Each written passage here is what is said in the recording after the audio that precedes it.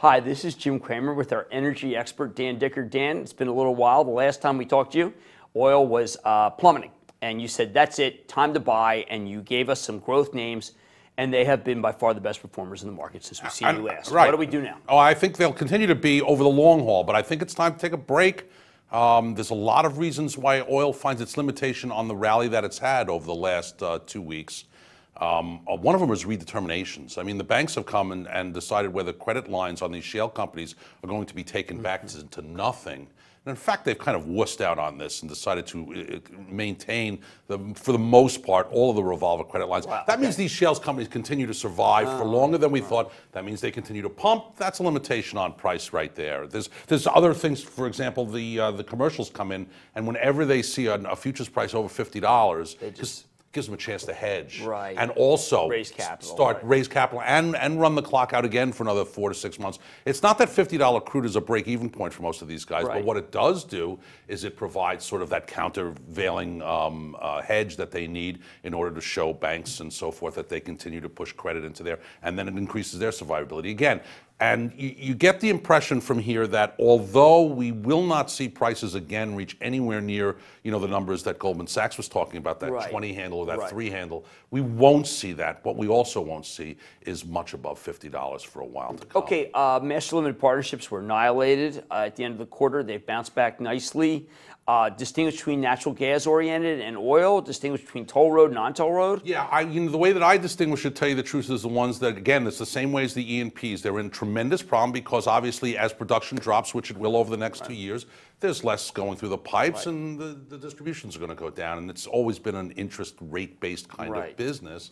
So what I like is, and I've been told people to stay away from it. I think that the cycle, the down cycle in the MLPs is going to be worse for them as opposed to just about everybody else around. But there is one that I tell them that is worth accumulating, and it's the same one I've talked about for maybe 2 years, and that's Rich Kinder's company. I think his turning into a C Corp was a brilliant Kinder move. Morgan, KMI. He has tons of cash, and he's already shown it. He's already bought some infrastructure. And why I read these different sites, and they say that he has to go take his target back. I am entirely on the other side of this from every other analyst. It seems everyone's down on Rich Kinder here. I think he's the guy, he's the horse you have to ride and ride and ride again. His stock was down to 30. I thought it was a tremendous value buy.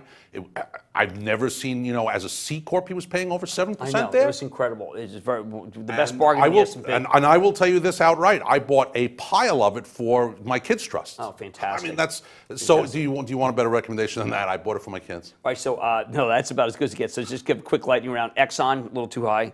I think it's fine here, but it's not something I would jump on. It's still my favorite U.S. major. Chevron, worry about dividend? No? Oh, very much so. I'm not on board with Chevron, and they still have problems with Brazil and what's going on down there. I would rather leave Chevron out. Royal Dutch, very headachy, right? Yeah, and too involved in natural gas, and of course they had that horrible deal in Alaska, that dry well.